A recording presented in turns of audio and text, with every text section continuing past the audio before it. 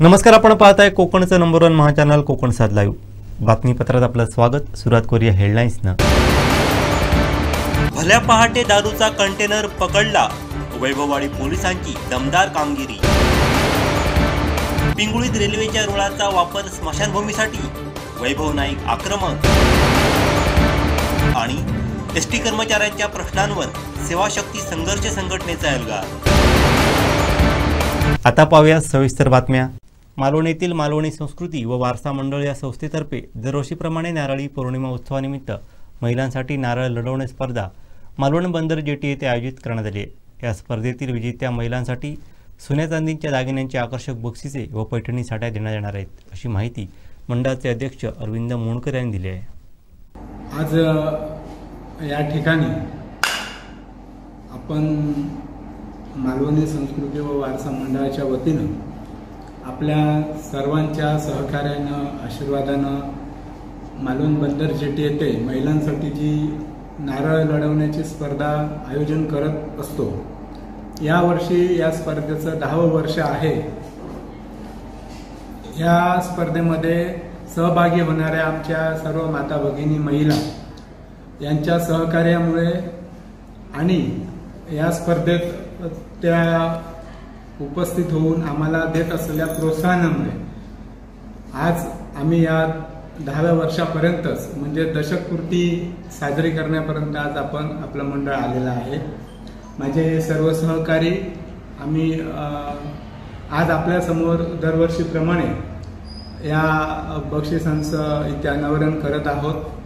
प्रथम क्रमांक जी महिला विजेती आहे तिला सोन्याची नथणी आणि पैठणी. द्वितीय क्रमांक आहे त्या महिलेला सोन्याची पैठणी आणि नथणी. आणि तृतीय क्रमांक जी महिला जिंकेल तिला चांदीची पैजण आणि पैठणी. आणि चतुर्थ क्रमांकाने जी महिला विजेते होईल तिला पैठणी आणि चांदीची पैजण आहे. आणि या चारही विनरांना आमच्या आर्या मुनगेकर म्हणजे हेल्थ आयुर्वेदिक सल्लागार आहेत, वेब ते चालवतात, त्यांना एक क्रीम जे आहेत आयुर्वेदिक ते गिफ्ट प्रोडक्ट देणार आहे. या व्यतिरिक्त आज आपलं 10वं वर्ष आहे. 2 वर्ष कोरोनाची जर मध्ये सोडली तर 8 वर्षामध्ये ज्या महिला विजेत्या झालेल्या आहेत त्यातील काही महिला प्रथम क्रमांकाने ज्या 8 विनर आहेत त्या उपविजेत्या पण झालेल्या आहेत. म्हणजे 2 वेळा का 3 वेळा पण त्या जिंकू शकतात भविष्यात देखील. आता भविष्यात देखील ज्या महिला पाठोपाठ म्हणजे दरवर्षीच नव्हे तर कधी ज्या जिंकतील 3 वर्ष त्या महिलांना हा आम्ही 9 ग्राम सोन्याचा हार देखील विशेष प्रावीण्य म्हणून एक्स्ट्रा एक बक्षीस लावलेलं आहे. गेल्या 6 वर्षापासून ते बक्षीस आम्ही डिक्लेअर केलेलं आहे. आता 1-2 महिला आहेत ज्या त्या भविष्यात त्या विनर होऊ शकतील कारण त्या प्रथम क्रमांकाने जिंकत आलेल्या आहेत. आणि या व्यतिरिक्त या कार्यक्रमामध्ये यंदा 10वं वर्ष असल्यामुळे आम्ही मालवण व्यापारी संघाने नारळ अर्पण केला 4 वाजता की त्यानंतर येणाऱ्या पाहुण्यांचं स्वागत करणार आहोत. त्यानंतर एक कल्चरल म्हणजे एक सांस्कृतिक कार्यक्रम म्हणून एक फुगडी सूप फुगडी असते ते आणि गोपन नृत्य इथे सादरीकरण करणार आहोत. त्याच्यानंतर नारळ लढवणे स्पर्धा होईल. स्पर्धेचं बक्षीस वितरण होईल. आणि बक्षीस वितरण करताना आज आपल्या स्पर्धेमध्ये दशकपूर्तीसाठी आम्ही विशेष अतिथी म्हणून भारत सरकारने पद्मश्री ज्यांना दिला असे परशुराम गंगवणे सर ते येणार आहेत. त्यासोबत आमचे प्रयत्न आहेत आणि TV सिरियल अभिनेते जे आहेत वीरेश कांबळे म्हणून 5 ते 6 मालिकांमध्ये ते चांगलं काम करतात. ते मुंबईतनं येणार आहेत, ते देखील येतील. आणि एक आमचे प्रयत्न आहेत की सावली मालिकेच्या ज्या सावली मालिकेच्या जी प्राप्ती रेडकर आहेत त्यांना पण आणण्याचे ते प्रयत्न चालू आहेत. आणि जर त्यांना वेळ मिळाला तर त्याही येणार आहेत. असे TV सिरियल अभिनेते पद्मश्री व विविध क्षेत्रातील अधिकारी, मान्यवर, वकिली क्षेत्रातील प्रमुख पाहुणे असतील, आमचे डॉक्टर क्षेत्रातील असतील, विविध क्षेत्रातील इथे सर्व उपस्थितांमध्ये हा दशकपूर्ती सोहळा होणार आहे. आणि सोहळा झाल्यानंतर कोळी नृत्य म्हणून जे लहान मुलांचा आहे तो एक कार्यक्रम होणार आहे. आणि एक लहान बाल जादूगार जो आपल्या आज मालवणमध्ये आहे तो देखील जादूचे शो तिथे सादरीकरण करणार आहे. आणि त्यानंतर एक थोडीशी आमचा सोहळा म्हणून आम्ही थोडंसं ह्या सर्वांचा सत्कार करणार आहोत. आणि अशा रीतीने आपण सर्वांच्या आशीर्वादाने, प्रेमाने यंदाचा आपण हा दशकपूर्ती सोहळा करणार आहोत. आणि या स्पर्धेमध्ये ज्या महिला सहभागी होणार आहेत त्यांच्या फॅमिलीसाठी म्हणा, त्यांना म्हणा, एक ऑनलाईन वर्कआउट जे असतं, योगा म्हणा किंवा आरोग्याच्या दृष्टीने जे मार्गदर्शन असतं त्या देखील आमच्या आर्या मुनगेकर मॅडम त्यांना कुपन देणार आहेत. मग त्याच्यावरती लिंक असणार आहे, त्यावर त्यांनी त्याचं जाऊन त्यांच्याशी ते मार्गदर्शनला जॉईन व्हायचं आहे. आणि अशा रीतीने आपला कार्यक्रम होत आहे. आपण सर्वांनीच आम्ही सर्वांनी आपणास विनंती करतो, आजपर्यंत जसं तुम्ही आमच्या पाठीशी राहिलात तसंच या उत्सवामध्ये, या बंदर जेटीवर एक आगळा वेगळा आपला नारळी पौर्णिमेचा सण उत्सव साजरा होतो. या प्रसंगी आपण सर्वांनी उपस्थित राहा.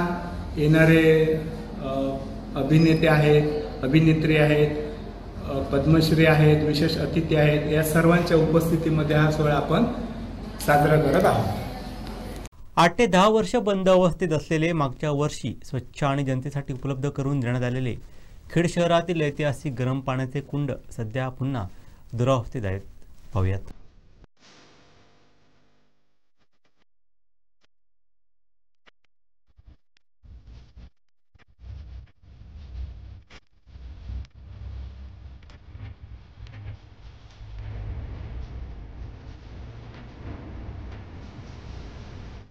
नमस्कार सर्वांना.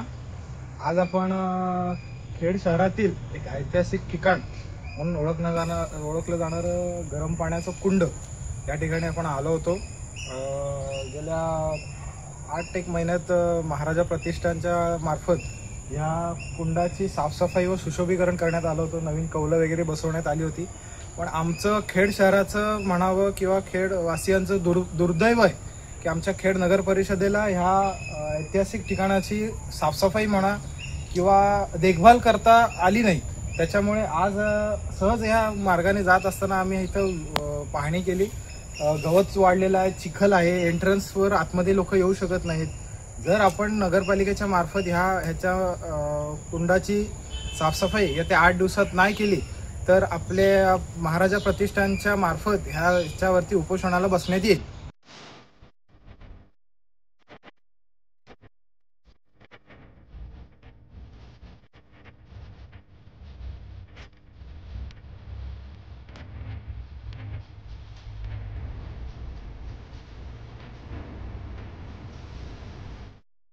जय शिवराय. मी प्रणव म्हापुसकर, महाराजा प्रतिष्ठानचा सचिव. गेली 8 ते 10 वर्ष बंद अवस्थेत असणारं गरम पाण्याचं कुंड गेल्याच वर्षी आपण महाराजा प्रतिष्ठानच्या संयुक्त विद्यमाने आपण हे कुंड लोकांसाठी अवेलेबल करून दिलेलं. खेड शहरातील जर हे कुंड बघायला गेलं तर ऐतिहासिक कुंड आहे. हे कुंडाची जर खाली जर खोली बघितली तर 3 ते 4 फूट आपण गाळ सगळा काढून हे साफ केलेलं. मेन एंट्री जर बघितली तर चिखल वगैरे आपण सगळं टोटली साफ, गवत वाढलेलं.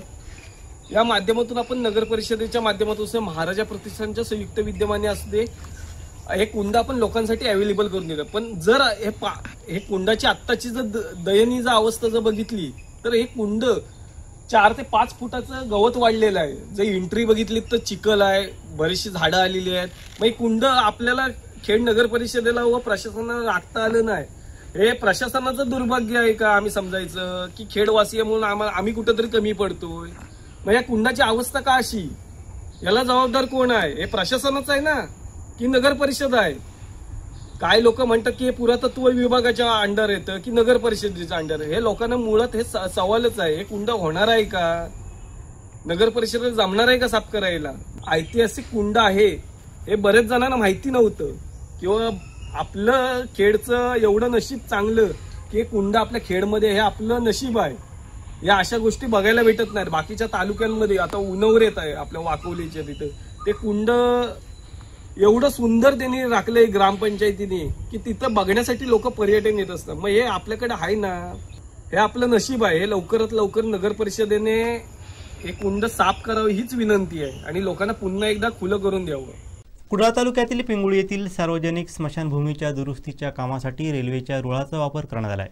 याबाबत कोकण रेल्वे प्रशासनाकडे तक्रार करूनही संबंधितांवरती काहीच कारवाई न झाल्याबाबत उबाटा शिवसेनेचे वैभव नाईक, परशुराम उपरकर यांच्या नेतृत्वाखाली पिंगुळी येथील ग्रामस्थांनी कणकवलीतील रेल्वे सुरक्षा बलाचे कार्यालय गाठून आरपीएफचे निरीक्षक राजेश सुरवाडे यांना जाब विचारला आहे. कोरोना पाठीशी घालणारे आरसीएफचा कोण म्हणता देणार नाही.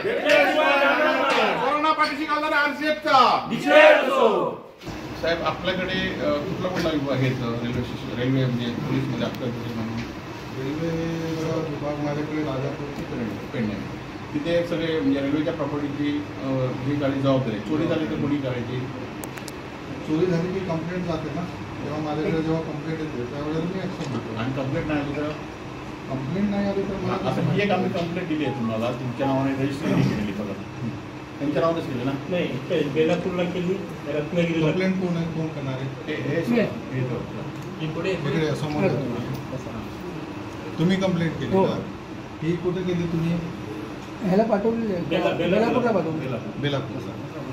बरं, त्याच्या आधी स्थानिक एक मिनिट, तुम्हाला माहिती होतं का की कणकवलीच्या अंडरमध्ये आपलं जे कुडाळ सेक्शन आहे ते माहिती नव्हतं? नाही, पण तुमच्या रेल्वेच्या कर्मचाऱ्यांच्या तिथे भेटलात ना, रेल्वेवाल्यांना भेटेल ना ताई? हो, त्यांचा झेंडा पकडा ना पहिले. व्यवस्थित बोला. तुम्हाला माहिती नव्हतं की मी इथे बसतोय? नाही. मला माहिती फाईल आहे ही आता नेऊन रिक्षामध्ये ठरवली त्याची कंप्लेंट मी द्यायला पाहिजे की तुम्ही? माझ्याकडनं फाईल कोणाची? माझी. कोणी कंप्लेंट द्यायला? मी द्यायला पाहिजे, तुम्ही द्यायला पाहिजे. माझ्याकडे कंप्लेंट येईल ते म्हणा. हो, तुमची फाईल रिक्षामध्ये गेली तर कंप्लेंट करा ना. हे आता कोण दिसतंय ना साहेब? ओरडू नका ना. ओरडू नका म्हणजे मला सांगत नाही. ओरडू नका म्हणजे काय? ओरडू नका म्हणजे काय? त्याला तुम्ही उलटं विचारताय. त्याला उलटं विचारताय, प्रश्न विचारताय. तुम्ही चोरी घेतली पाहिजे. तुम्ही चोरी घेतली पाहिजे. उलटं आहे, उलटं आहे. तुम्ही समाज केला ओरडू नका म्हणजे काय? ओरडू नका म्हणजे काय? शांत बोला ना. नाही, शांत बोला म्हणजे काय? त्याला तुम्ही उलटं प्रश्न विचारताय. शांत बोला. आमचा आवाज तसा आहे. आम्ही तिथे आलेलं आंदोलन आहे. तुम्ही आता ही चोरी केलेली हे रूल कुठले आहेत? आणि जरा गेले बोर्ड आणतो. हे रेल्वेचे नाहीत का? हे रूल कोणाचे आहेत सांगा? हे रूल कोणाचे आहेत? रेल्वेचे रूल आहेत कोणचे आहेत सांगा बघूया. एक्सपर्ट ओपिनियन आहे का? नाही, हे रेल्वेचे दिसत नाही. नाही, मला मग चालू हे तुमच्या रेल्वेचे आहेत की नाही सांगा बघूया. करम साहेबला बोला. तुमच्याकडे चला आमच्यावर देई की नाही मांजरेकर म्हणून त्या ठिकाणी येऊन गेले. बघा, माझ्याकडे कंप्लेंट जर आली असती. नाही, आता तुमच्याकडे कंप्लेंट आता कंप्लेंट करतो. आता कंप्लेंट करा करा ना. तुम्ही चला ही कंप्लेंट तुमच्या यांचं नाव लिहू घ्या. हो, माझं नाव लिहा. सगळं काही करा. यांच्यावर नाव लिहू घ्या. यांचं नाव लिहू. तुमचं नाव काय? राजेश सुरवाडे. Rajesh Surwade, inspector RPF. यांच्या नाव कंप्लेंट आहे आता. सर्वसामान्य माणसं त्याला न्याय मिळत नाही. तो तुमचं सुमोठं तुमच्या प्रॉपर्टी ऐका तरी तुम्हाला पगार 1-1 लाख रुपये पगार तुम्हाला देत आहे. सरकार रक्षण करताना नाही पगार नाही मिळत तुम्हाला. सरकारने तुमचे रक्षण फेवर नाही. तो सर्वसामान्य माणूस एक महिना न्याय बघतोय. एक महिना न्याय बघतोय तो. एक महिना न्याय बघतोय तो. माझ्याकडे चालेल, पण तुम्हाला स्वप्न पडेल ना पुढच्या स्वप्न पडेल कंप्लेंट करणार पाहिजे होतं तुम्ही. जर मी कारवाई नसती केली तर मग जे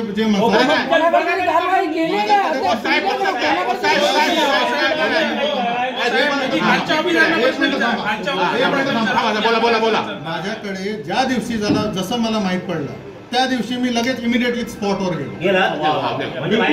तुम्हाला विषय माहिती आहे?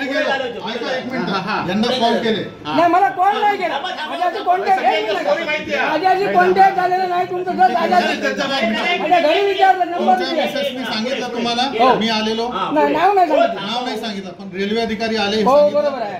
दुसऱ्या वेळेस पण आमचे रेल्वे अधिकारी गेले, त्या वेळेला सुद्धा यांना कॉल केला, यांनी बिलकुल कॉल उचलले नाही. मी काय करणार त्यावेळेस? रेल्वेच्या ज्या वस्तू आहेत ते तिथे मला सापडले नाही. मला जर तिथे सापडले असते, मी म्हणतो मी त्या माणसाला बिलकुल समोर आणलं असतं. का नसतं आणलं? मला जर रेल्वे प्रॉपर्टी तिथे सापडली असती. तुम्हाला काय विचारतो मी, तुम्हाला ज्या दिवशी पत्र मिळालं त्याची वाट बघत राहणार की काय? नेऊन जाणार ते वाट बघत राहणार, तुम्ही येणार आणि त्याने काढून नेले ना. आता मिळालं ना, आता मिळालं. ज्यावेळी ते मांजरेकर म्हणून जे आले त्यावेळी ते तिथे होते, सर्व होती व्यवस्थित. कोण कोण मांजरेकर तुमचा उपरकर साहेबांनी तुम्हाला स्टोरी काय माहिती आहे? हे रूल होते ना, हे नगरपालिके हे ग्रामपंचायतीचे हे रूल त्यांच्याच ह्या केलाय आणि ते लावले, त्याचं बिल काढले आणि नंतर मग हालचाल. मी जेव्हा जातोय, जेव्हा मला माहिती मिळते साहेब तुमचं वेळेला नाही. तुमच्या प्रॉपर्टी चोरी जातात, तुम्हाला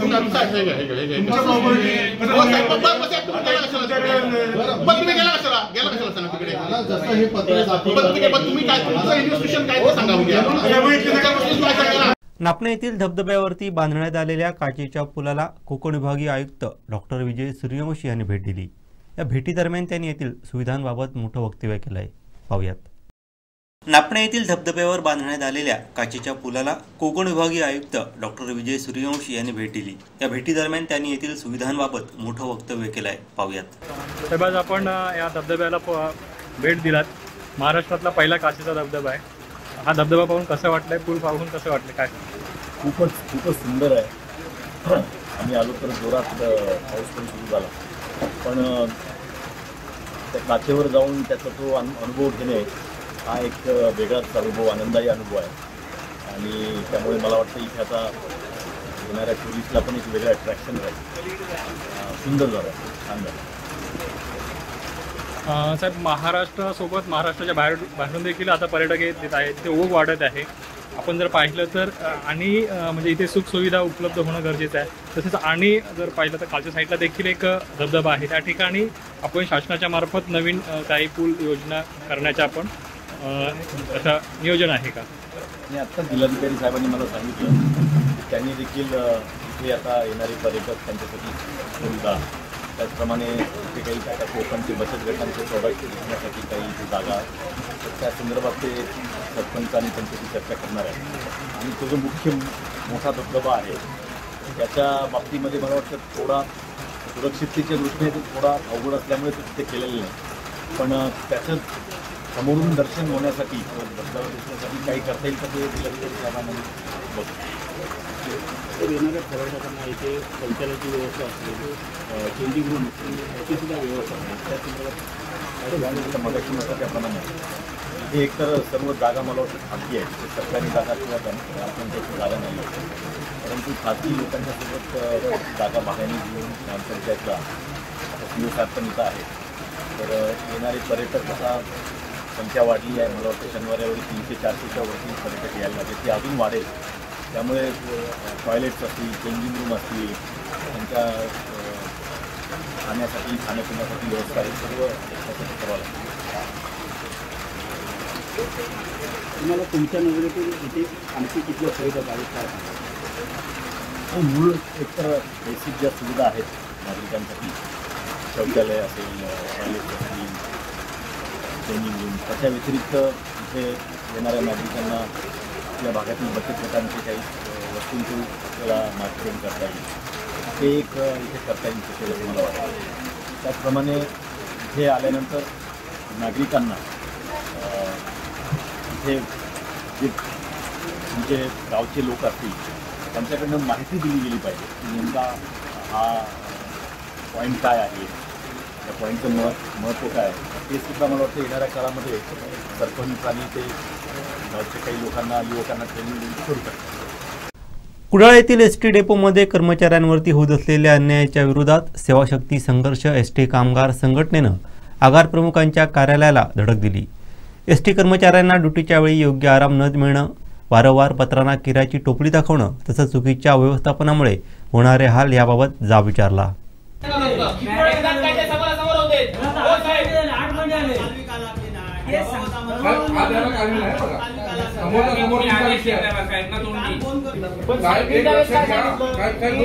दोन मिनिटं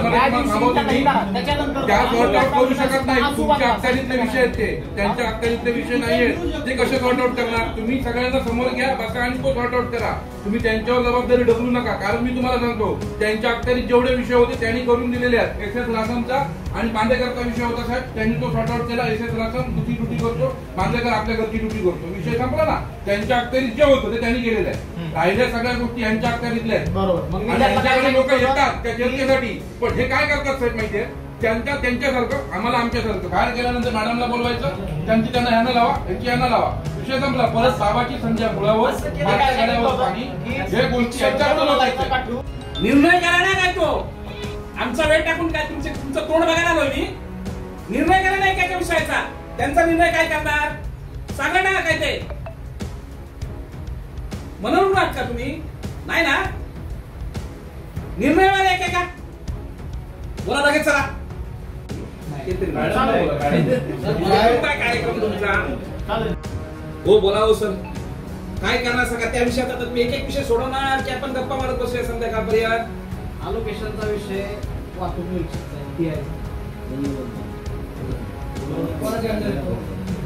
जरी माझ्या प्रत्येक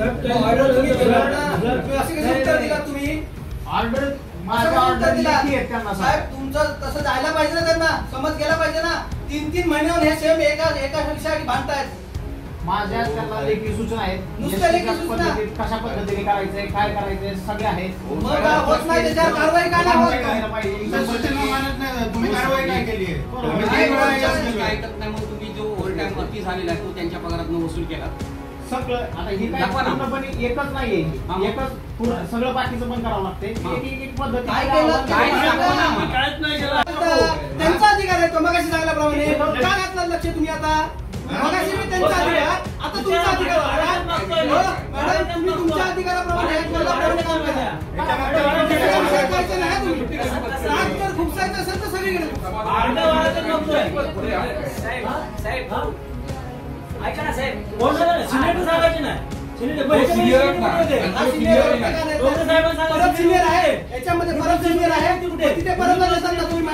लोकांमध्ये वेगवेगळी डोकी फुटायची वेळ आलेली आहे। त्या दिवशी रेस्ट रूम मध्ये अशी धामरातुमरी झालेली आहे, तुम्हाला कल्पना असेल, मला माहिती ही कशामुळे घटना घडली? तर तुमच्या या ग्रुप ॲलोकेशनच्या फक्त निव्वळ फसवेगिरीमुळे घडली। एकच माणूस एकच ड्युटी करतोय, आम्ही म्हणतोय ना, मग तुम्ही त्याच्यावर कारवाई म्हणून काय ग्रुप ॲलोकेशन आणणार? आता त्याच्यावरचा पर्याय झाला, मग ड्युटी बंद ना त्याची, तो अधिकार तुमचा आहे। ग्रुप ॲलोकेशन पर्याय नाही, दुसऱ्या ठिकाणी टाका। ग्रुप ॲलोकेशन मध्ये कसं होतं, एक स्ट्रक्चर राहतं, त्या स्ट्रक्चर मध्ये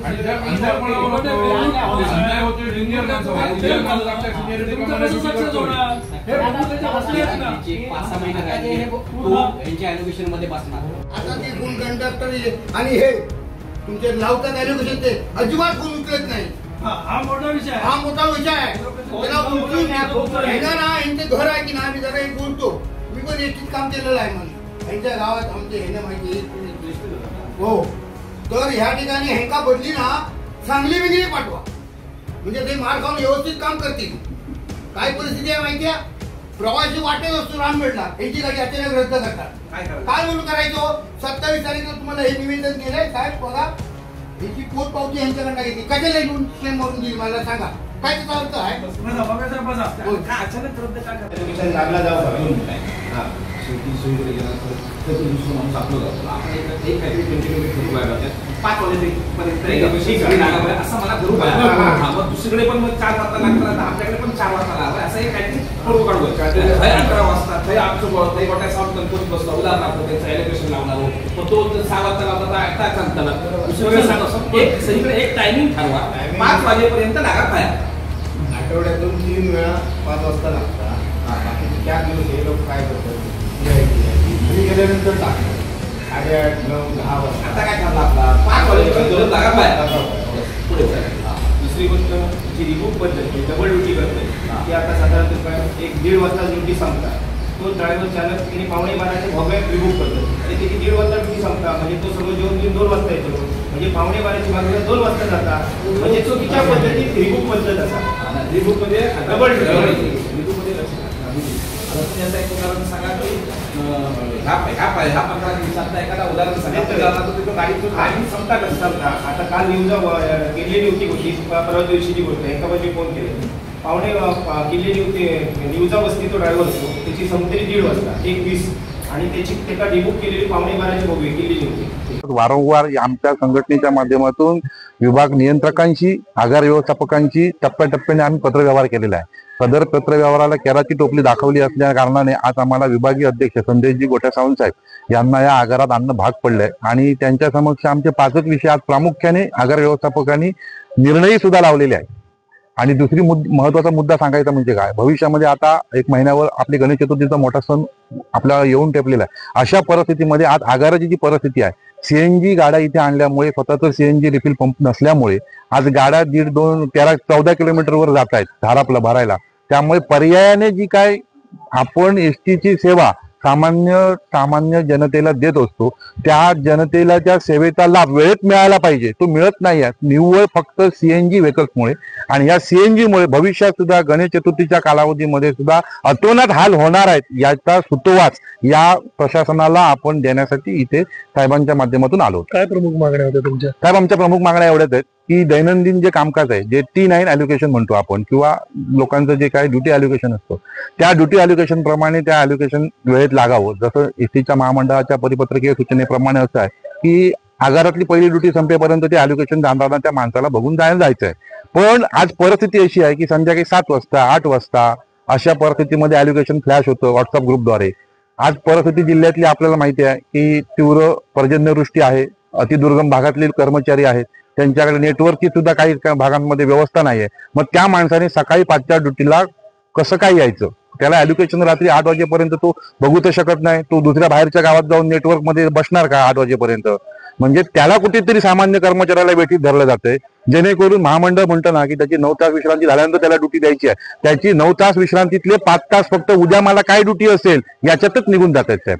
आणि हा त्याच्यावरचा घोर अन्याय. त्या दृष्टिकोनातून साहेबांची चर्चा झालेली आहे आणि साहेबांनी त्याच्यावर पर्यवेक्षकीय अधिकाऱ्यांना सुद्धा सूचना देऊन ते दुपारी 4 वाजेपर्यंत प्रसारित करण्याचे आदेश दिलेले आहेत. वैभववाडी तालुक्यातील मानव विकास योजनेअंतर्गत मंजूर झालेल्या एसटी बसेस अन्य तालुक्यात नेल्या जात आहेत. या गाड्यांच्या इतर तालुक्यात सुरू असलेल्या फेऱ्या तात्काळ थांबवा. या गाड्या वैभववाडी तालुक्यासाठीच वापरल्या जाव्यात. या गाड्यांचं वेळापत्रक सुरळीत सुरू करावं, अन्यथा विद्यार्थ्यांसहित बस स्थानकात ठिय्या आंदोलन करणार असल्याचा इशारा वैभववाडी तालुका शिक्षण संस्थेचे कार्याध्यक्ष तथा माजी जिल्हा परिषद बांधकाम सभापती जयेंद्र रावराणे यांनी दिला आहे. काय म्हणाले रावराणे पाहूयात. आज आपल्या वैभववाडी तालुक्यातील 17 हायस्कूल आहेत आणि म्हणजे प्रत्येक गाव तिथे 3-4 शाळा या प्राथमिक विभागाच्या आहेत. परंतु आज एसटीच्या संदर्भात जर विचारविनिमय करत असताना की या वैभववाडी तालुक्यातील गावं लांब असल्या कारणानं या ठिकाणी हा तालुका मानव विकासखाली एसटीमध्ये घेतलेला आहे. एसटी मानव विकासच्या 7 एसट्या ह्या वैभववाडी तालुक्यासाठी दिलेल्या असून त्यांचा उपयोग या ठिकाणी विद्यार्थ्यांसाठी होत नाही. शासनाचं धोरण मुलींसाठी मोफत पास किंवा शाळा तिथे पोच पास अशा प्रकारची योजना असताना या पद्धतीने एसटीच्या अधिकाऱ्यांनी या वैभववाडी तालुक्यावर अन्याय करायचं ठरवलेलं आहे. आणि वेळोवेळी आम्ही या मानव विकासच्या गाड्यांची मागणी केलेली आहे. जवळजवळ जांभवडीच्या टोकापासून कुर्लीच्या टोकापर्यंत काही वस्तीक असलेल्या गाड्या आहेत आणि कॉलेजला येणारी सकाळी लवकर 6 वाजता मुलं येणारी आहेत. 6 ते 7:30पर्यंत म्हणजे 8ला कॉलेज चालू.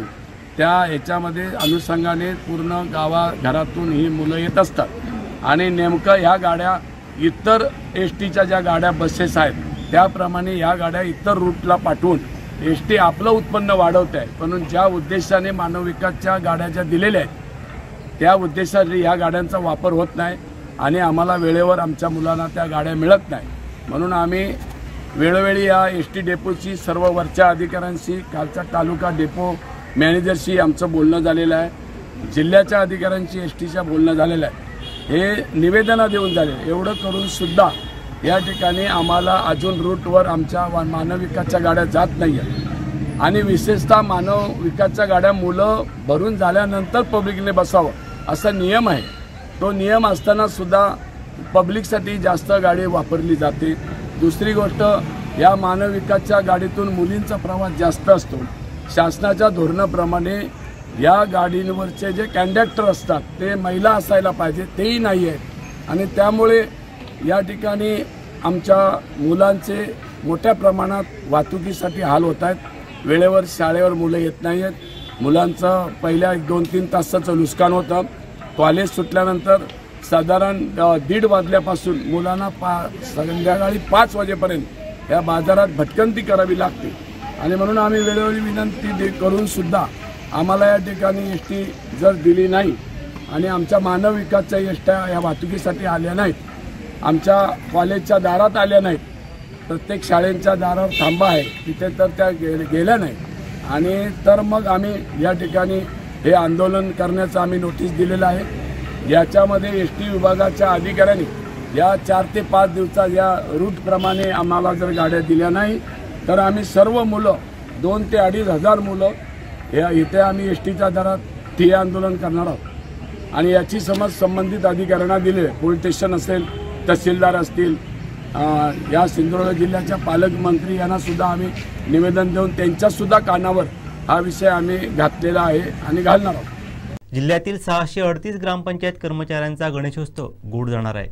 सप्टेंबर 2020 ते मार्च 2022 या 19 महिन्यांचं राज्य शासनाचं थकीत मानधन त्यांना मिळणार आहे.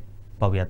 68 कर्मचारी होते सर्व संवर्गाचे मिळून. त्याच्यामध्ये दिवाबत्ती कर्मचारी आहेत 69, लिपिक आहेत 34. हे सर्व जिल्ह्याची आकडेवारी सांगतो. लिपिक 34 आहे, पाणी पुरवठा कर्मचारी 188 आहे, सफाई कामगार आहेत 7 आणि शिपाई आहेत 370. असे एकूण 668 कर्मचाऱ्यांची. शिपाई किती? 370. एकूण रक्कम किती? एकूण रक्कम आहे 4,64,60,554. हा डिफरन्स किती झाला? हा सप्टेंबर 2020 ते मार्च 2022 या कालावधीचा त्यांचा जो फरक होता, मानधनाचा फरक, तो त्यांना आपण दिलेला आहे.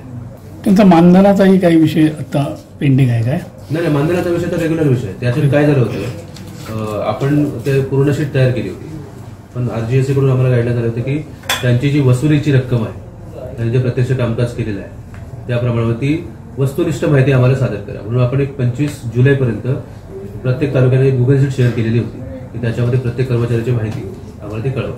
ती आता माहिती आलेली आहे. आमचं आता फायनल स्टेजला आहे, म्हणजे पुढच्या 4-8 दिवसामध्ये तेही होऊन जाईल. वैभववाडी पोलिसांनी पुन्हा एकदा अभिमानास्पद कामगिरी केली आहे. गोवा बनावटीच्या दारूने भरलेला कंटेनर वैभववाडी पोलिसांनी पकडला आहे. आज पहाटे करूळ चेकपोस्टवरती ही कारवाई करण्यात आली. महिन्याभरात 4थी मोठी कारवाई वैभववाडी पोलिसांनी केली आहे. त्यांच्या कामगिरीचं कौतुक होत आहे.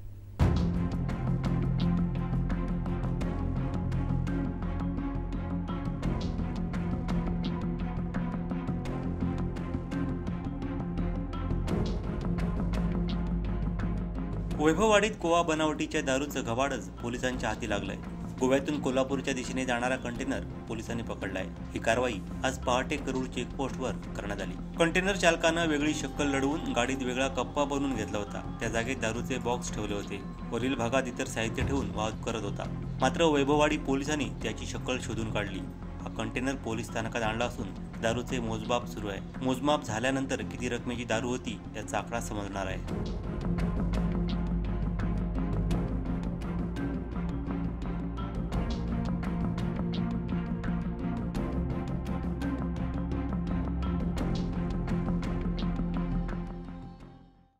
जिल्हा परिषदेच्या समाज कल्याण विभागात कार्यरत असताना लाभार्थ्याला लाभ देण्यासाठी लाभार्थ्याकडून आर्थिक रक्कम उकळलेल्या त्या कर्मचाऱ्याला कारणे दाखवा नोटीस बजावण्यात आली आहे. त्या कर्मचाऱ्याची सध्या सावंतवाडी पंचायत समितीमध्ये बदली झाली असून या आर्थिक भ्रष्टाचाराबाबत त्याची चौकशी सुरू आहे. पाहूयात. पारदर्शी कामकाज करणे आणि त्याबरोबर लोकांच्यापर्यंत आपल्याला लोकांना त्रास न होता ह्या योजना त्यांच्यापर्यंत पोहोचणे गरजेचं आहे. आमच्यातले जे कोणी मिडलमन असतील किंवा इतर कुणी असतील ज्यांनी लाभार्थी आणि शासन ह्याच्यामध्ये काही प्रयत्न करतील अडचणी आणायच्या, तर त्याच्यावर नक्की कारवाई होईल हा मेसेजही जाणं गरजेचं होतं.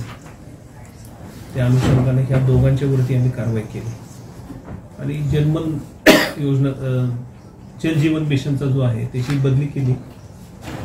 पण जिथं अशी काही गोष्टी घडू शकणार नाहीत अशा ठिकाणी दिला गेला.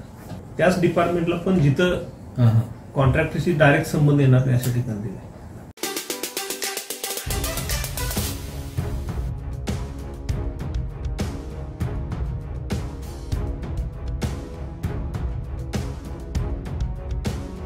कोणत्याही अधिकृत परवान्याशिवाय बेकायदेशीरपणे बंदुका तयार करणं आणि साहित्य बाळगल्याप्रकरणी कुडाळ पोलिसांनी मोठी कारवाई केली.